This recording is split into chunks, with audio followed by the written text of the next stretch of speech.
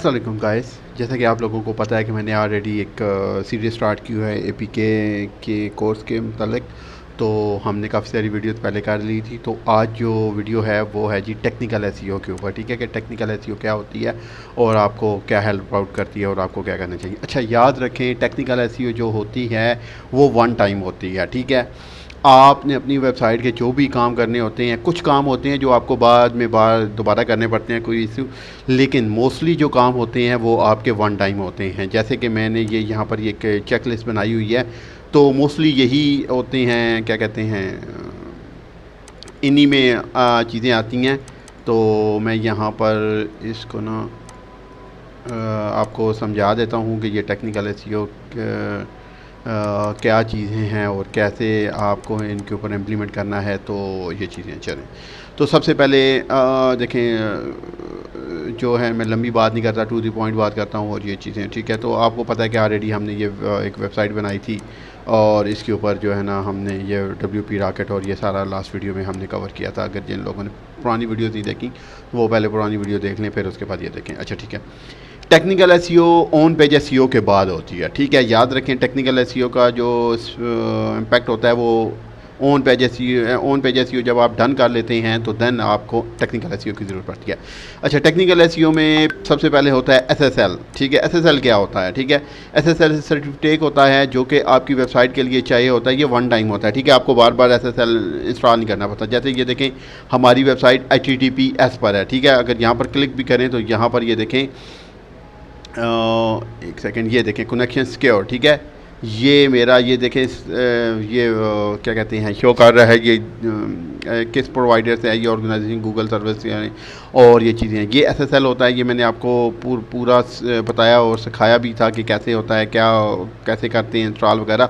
तो ये एसएसएल होता है। ये एसएसएल आज की डेट में बहुत इंपॉर्टेंट रोल प्ले करता है, क्योंकि आजकल जो भी साइट्स होती हैं गूगल उनको ज़्यादा प्रेफर करता है जो सिक्योर हो। तो देखिए इसके आगे जो है ना, आप अगर देखें तो यहाँ पर लिखा होता है सिक्योर। ठीक है, ये देखें सिक्योर लिखा है, कनेक्शन इज सिक्योर, मतलब कि आपके जो भी सिस्टम है, जो भी आप इस वेबसाइट पर काम करेंगे, कोई भी चीज़ें होंगी तो वो सिक्योर होंगी, वो मतलब कि हैक या इस तरह का सीन नहीं होगा। ठीक है, तो एसएसएल सर्टिफिकेट जो होता है ना आज की डेट में बहुत इंपॉर्टेंट होता है। दूसरे आ जाती है साइट मैप .xml और .html। दोनों साइट मैप गूगल के लिए वैलिड है, आप चाहे XML बनाएं या HTML बनाएं। जैसे कि आप लोग अगर यहाँ पर आओ तो यहाँ पर कोई भी आप जो प्लगइन इंस्टॉल करते हो, जैसे हमने यहाँ पर रैंक मैथ किया हुआ है, तो रैंक मैथ का अपना SSL होता है, वो सॉरी क्या कहते हैं, साइट मैप होता है। ठीक है, अगर कि आपका नहीं हो, अगर आपका नहीं है, देखिए यहाँ पर मैं लिखूँगा ना साइट मैप .xml। ठीक है, तो यहाँ पर ये मुझे जो है ना इसका साइट मैप जो है ना, ये देखें ये साइट मैप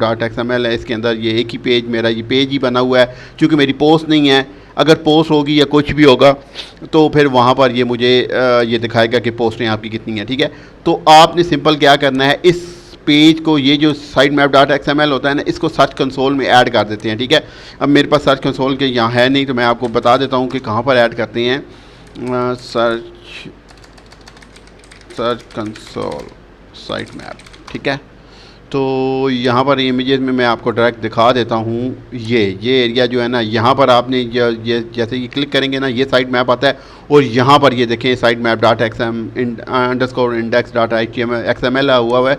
तो आपका ये देखें ये साइट मैप जो है ना, ये आपने यहाँ पर ऐड करना है। यहाँ पर जब आप अपनी वेबसाइट ऐड करेंगे, ठीक है, तो ये साइट मैप होता है। उसके बाद आ जाती है robot.txt फ़ाइल। ये भी बहुत इंपॉर्टेंट फ़ाइल होती है। इससे आप गूगल को ये क्रॉल करते हैं। इससे कोई भी पेज अगर आपने ब्लॉक करना है, कि आप कहते हैं कि गूगल ये पेज हमारा क्रॉल ना करे, तो आप इसके अंदर ये देखें, अब मेरा इसके अंदर मेरे ख्याल में नहीं बना हुआ robot. हाँ बना हुआ है, चले। तो ये चीज़ें देखें, यहाँ पर आपका साइट मैप जो है ना वो जनरेट हो जाता है कि आपने यहाँ पर साइट मैप का देना है कि गूगल को जब वो robot.txt रीड करेगा तो उसके अंदर आपने ये डिसअलाउ का मतलब होता है कि VP एडमिन के अंदर जो कुछ भी है तुमने उसको फॉलो नहीं करना। ये अलाउ VP admin.ajax फाइल को अलाउ करें। यहाँ पर जो चीज़ें डिसअलाउ के आगे जो भी आप लिखोगे तो गूगल उसको क्रॉल नहीं करेगा। ठीक है, आप उसको डिसअलाउ कर दोगे। ठीक है, तो ये होता है। ये भी जो होता है इसका भी टेस्टर होता है कि आपके साइट में अगर कोई इशू आ रहा है, कोई साइट आपकी क्रॉल नहीं कर रही, तो आप इसका ना सर्च कंसोल का एक टेस्टर होता है, मैं आपको बता देता हूँ। यहाँ पर लिखेंगे robot.txt टेस्टर, ठीक है, गूगल, ठीक है। तो आप ये पहली वेबसाइट आएगी, यहाँ पर आपने इसको टेस्ट कर लेना है, यहाँ पर ये open.txt खुल जाएगी। तो आपकी जो साइट होगी आपने वो सिलेक्ट करके तो इसको कर देंगे ना, तो ये आपको चेक कर देगा कि आपकी साइट जो है ना वो इंडेक्स है या नहीं। अभी तो ये गूगल साइन इन नहीं हुआ मेरी, तो वो आपकी डायरेक्ट उस जीमेल पर चला जाएगा जिसमें सर्च कंसोल बना होगा, ठीक है। तो ये सर्च robot.txt का काम होता है। अच्छा, उसके बाद पेज लोड का काम आ जाता है। पेज लोड काफ़ी हो जाता है, लेकिन इसके लिए जो बेस्ट प्लगइन है, आप इसके अंदर ना WP रॉकेट इंस्टॉल कर सकते हैं, ठीक है। मेरे पास ऑलरेडी WP रॉकेट है, लेकिन यहाँ पर मैंने इंस्टॉल नहीं किया हुआ, तो वो इंस्टॉल करके उसकी मैं नेक्स्ट वीडियो में कन्फिगरेशन कर दूंगा कि कैसे कैसे क्या क्या होता है। तो उससे हम पेज की स्पीड को ना वो चेक कर लेते हैं। पेज की स्पीड को ना इनसाइट गूगल इनसाइट से चेक करते हैं, ठीक है। यहाँ से आएँ, गूगल इनसाइट आएँ और यहाँ पर आकर गूगल इनसाइट जो है ना, ये पेज इनसाइट, ठीक है। पेज स्पीड से यहाँ पर आकर आपने अपनी वेबसाइट का URL दें और जो इशू आपकी साइट पर यहाँ ये शो करे, ठीक है। तो उन चीज़ों को आपने फिक्स करना है, ठीक है। ये होती है पेज स्पीड का इशू, ठीक है। अभी हम चेक कर लेते हैं कि हमारी करंट पेज स्पीड क्या है। अभी तो ज़्यादा होगी क्योंकि इसमें इतना कुछ है भी नहीं और हम सिंगल पेज बनाई है, तो इस वजह से जो है ना कोई इशू नहीं होगा, ठीक है। ये ग्रीन ही शो करेगा मोस्टली, ठीक है। हमने ऐड शेड भी नहीं लगाए और देखें ये 98% शो कर रहा है क्योंकि हमने कोई ऐड वगैरह नहीं लगाए, कोई कुछ नहीं लगाए। लेकिन जब आप ऐड शेड और ये चीज़ें करेंगे तो यहाँ पर जो इशू आए ना कि अब रिस्पॉन्स टाइम मेरे सर्वर का थोड़ा सा कम है, खैर ये इतना कम नहीं है, लेकिन मतलब ये है, तो जो यहाँ पर इशू आए तो आप उन लोगों उन इश्यूज़ को आप फिक्स करें, ठीक है। तो ये होता है पेज स्पीड, पेज लोड का, ठीक है। उसके बाद ऑप्टिमाइज CSS एंड जावास्क्रिप्ट, ये भी उससे ही हो जाते हैं। जो WP रॉकेट होता है उससे ही वहाँ पर ऑप्शन भी होता है कि आप CSS और जावास्क्रिप्ट को ऑप्टिमाइज़ करना चाहते हैं, मतलब उनको सिंगल लाइन में। आपने देखा होगा जैसे अब इसका कोड है, व्यू पेज सोर्स में जाएँ तो अब वो मेरा ये थोड़ा सा इशू कर रहा है, इसको मैं फिक्स करूँगा। व्यू पेज सोर्स में जाएँ तो वो एक लाइन में कोड लिखा होता है या 2 लाइनों में, तो वो जो कोड होता है उसको ऑप्टिमाइज़ किया जाता है, तो वो आप WP रॉकेट से कर सकते हैं, ठीक है। अच्छा, इसके बाद 404 पेज क्रिएशन और रिडक्शन का इशू होता है। आप यहाँ पर एक प्लगइन इंस्टॉल कर लें, सबसे इजी तरीका है। खैर यहाँ पर भी ये देखें, ये 404 का मोनीटर का ये पेज बना हुआ है। ये यहाँ पर ना ये देखें, अगर कि ये देखें यहाँ पर अब ये देखें, ये किसी ने कोई पेज बनाया और ये चीज़ें जो है ना ये रीडायरेक्ट हो रही हैं, ठीक है। ये देखें, ये जितनी कुछ भी है ना WP और ये जितनी इस तरह की जो भी सीन है, ये देखें ये सारे जो है ना रीडायरेक्ट हो रहे हैं। इट्स मीन अगर मैं यहाँ पर ये देखें, ये किसी ने बेसिकली ये मैं वेबसाइट के पहले जो है ना ये थोड़ा सा इशू था, तो उस वजह से अब देखें मैं यहाँ पर आपको दिखाता हूँ। जैसे मैं यहाँ पर करता हूँ जी हु आई एम, ठीक है, हु आई, मैं जैसे ही लिख दिया, ठीक है। तो यहाँ पर ये देखें, इसने कहा उप्स दिस पेज नॉट फाउंड, ठीक है। और यहाँ पर आप इसका नीचे बटन भी लगा सकते हैं, यहाँ पर इसकी सेटिंग कर सकते हैं। 404 पेज के अंदर आप सेटिंग कर सकते हैं, या फिर कस्टम कोई भी प्लगइन इंस्टॉल होता है आप करके ना उसके अंदर आप जो है ना ये 404 का ये पेज जो है ना वो कर सकते हैं कि आपका 404 पेज आए तो आपने क्या उसको एरर दिखाना है और उसके बाद उसको क्या करना है। जैसे यहाँ पर ये है तो हमारी वेबसाइट ओपन हो रही है, सम टाइम क्या होता है कि ऊपर लिखा था 404 नॉट फाउंड और आपका पेज ही नहीं ओपन होता, तो उस सिलसिले में गूगल को ये इंडिकेशन जाती है कि आपका ये पेज उड़ गया। लेकिन यहाँ पर ये गूगल को इंडिकेशन जाती है कि ये पेज है लेकिन अभी चल नहीं रहा, तो आप इसको रीडायरेक्ट भी कर सकते हैं, ठीक है। यहाँ पर रीडायरेक्शन का ऑप्शन होता है। आप मतलब ये पेज है, मैं जैसे ही अगर यहाँ पर ये खोलता हूँ, मैं आपको दिखा देता हूँ अभी भी। अब ये पेज है तो मैं यहाँ पर इसका रीडायरेक्शन लगा देता हूँ कि मैं कहता हूँ कि कोई अगर ये पेज मेरा खोले इस तरह का, ये देखें तो डेस्टिनेशन URL क्या आ जाए, ये आ जाए, ठीक है। अगर कोई मेरा ये पेज खोले इस तरह का तो ये आ जाए। मैं अब ऐड रीडायरेक्शन मैंने कर दी है, ठीक है। तो यहाँ पर ये देखें, ये मेरा ये सपोज़ ये पेज बना हुआ है, ठीक है। तो ये पेज है, ठीक है। अब मैं जैसे ही इस पेज को रिफ़्रेश करता हूँ, ये यहाँ पर ये देखें, ये मेरा होम पेज पर रीडायरेक्ट हो जाएगा, ठीक है। ये देखें अभी ये हो जाएगा रीडायरेक्ट, ये देखें रीडायरेक्ट हो गया, ठीक है। तो इस तरह आप रीडायरेक्शन लगा सकते हैं या जो भी, या 404 कस्टम पेज या कर सकते हैं, तो उससे भी हो जाता है काम। अच्छा, दूसरी चीज़ आपकी साइट हमेशा एक वर्जन पर होनी चाहिए, या तो वो www के साथ होनी चाहिए या वो नॉन www के साथ होनी चाहिए। अभी ये साइट जो है ना नॉन www के साथ है, लेकिन इस साइट में अभी एक इशू है, वो मैंने फिक्स नहीं किया। मैंने इसलिए खुद फिक्स नहीं किया कि आप लोगों को बताने के लिए। देखें, अब मैं www के साथ खोलूँगा तो शायद ये वेबसाइट मेरी खुल जाए। ठीक है, मैं इसे ट्राई करता हूँ, देखता हूँ अगर मैंने उसका रीडायरेक्ट नहीं लगाया हुआ तो। अब ये देखें, अब ये साइट वैसे रीडायरेक्ट हुई है, www खुली है लेकिन रीडायरेक्ट हो गई है। तो आपने भी मेक श्योर करना है कि आपकी जो अपनी वेबसाइट है वो एक उस पर होनी चाहिए, या तो वो www के साथ हो या वो नॉन www के साथ हो। ठीक है, अगर आप www के साथ कर रहे हैं तो आपकी जो नॉन www है वो रीडायरेक्ट होनी चाहिए www के ऊपर। ठीक है, आपका एक वर्जन हो। अगर दो वर्जन आप करेंगे तो गूगल के अंदर ये डुप्लीकेशन जाएगी कि गूगल फिर कंफ्यूज होगा कि रैंक किसको करना है, इसको करना है या जो www के साथ है उसको करना है। ठीक है, तो गूगल के पास ये दो वर्जन जाएंगे आपके, तो वो दोनों को डुप्लीकेट कहेगा कि कौन सा ओरिजिनल वर्जन है। क्या दूसरी चीज़, कैनोनिकल टैग, ये मोस्ट इंपॉर्टेंट टैग होता है एसईओ की उसमें है।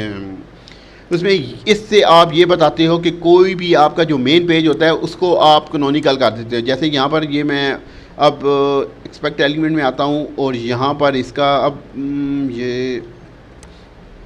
अब यहाँ पर मेरे पास वो पूरा शो नहीं कर रहा, तो यहाँ पर मैं देखता हूँ अगर कैनोनिकल,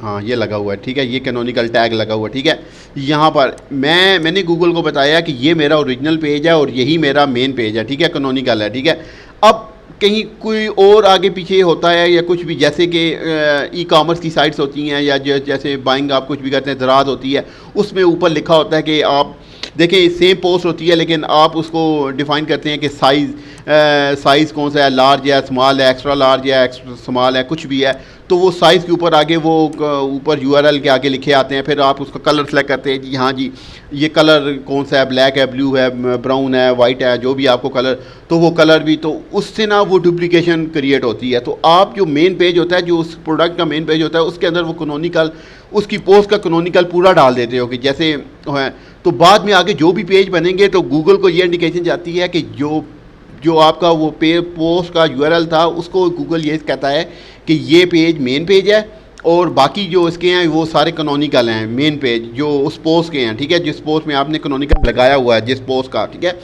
तो वो फिर बाकी आगे जो भी कुछ लिखा होता है तो गूगल उनको रैंक नहीं करता, आपकी जो पेज में कैनोनिकल लगा होता है उसी को वैल्यू देता है, उसी को रैंक करता है, बाकी सारे को वो डुप्लीकेट कंसिडर करके तो उनमें आपकी एसईओ में अफेक्ट नहीं पड़ता। ठीक है, ये कैनोनिकल होता है।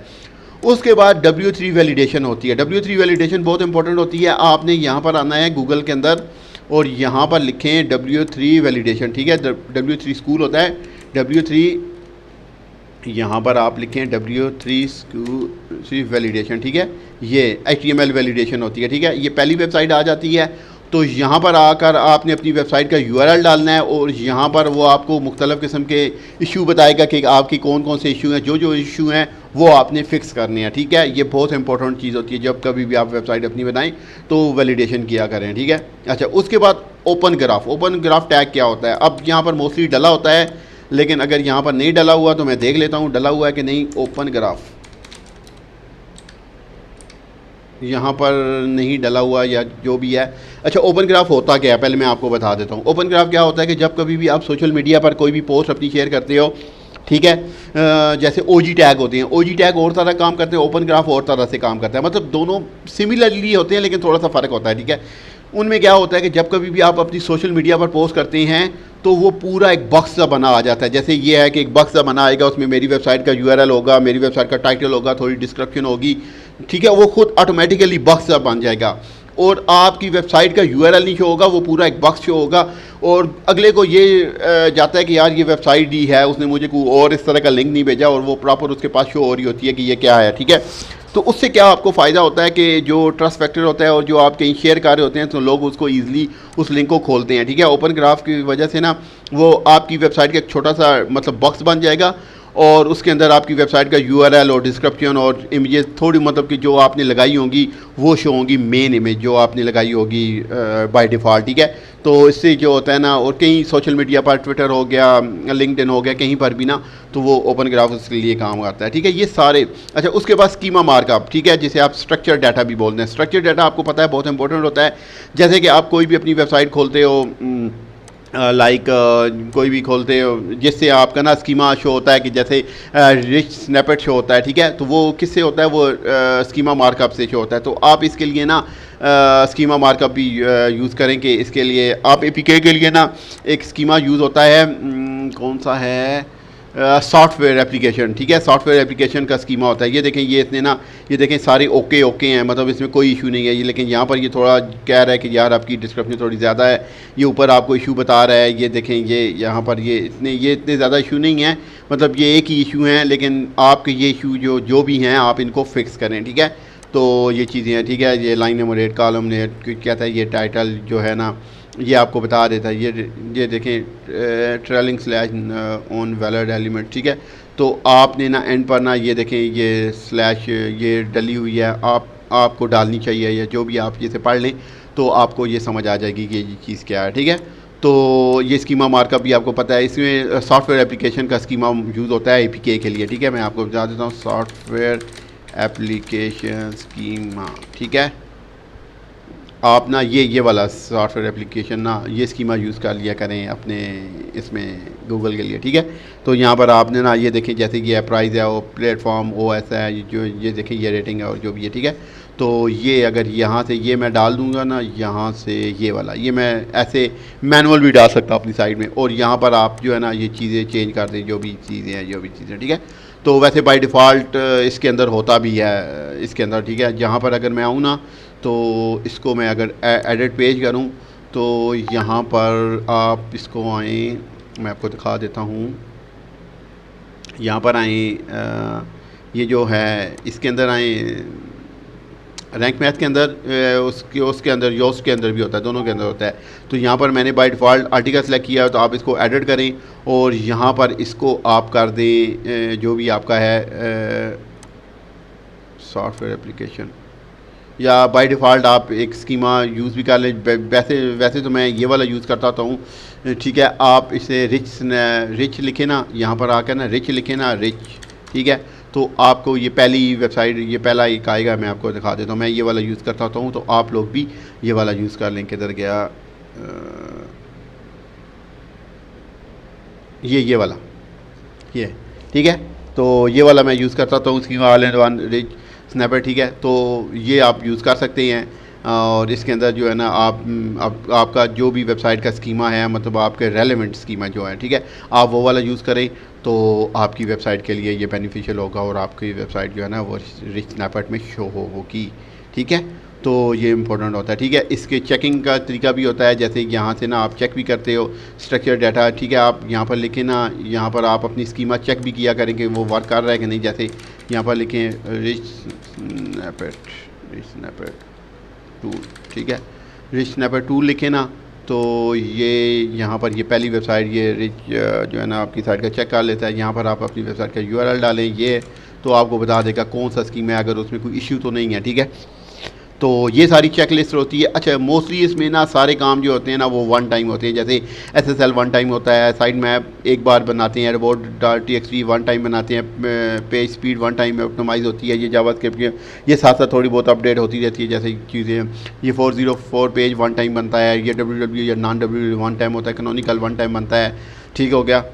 और ये कैनोनिकल टैग वन टाइम होता है, W3 वैलिडेशन वन टाइम होती है, open graph tag one time होता है, स्कीमा मार्कअप वन टाइम होता है, ठीक है। तो इसमें ना ये चीज़ें सारी होती हैं। तो आई होप कि आज की वीडियो आपको पसंद आई होगी। तो मिलते हैं नेक्स्ट वीडियो में, तब तक के लिए अल्लाह हाफ़िज़।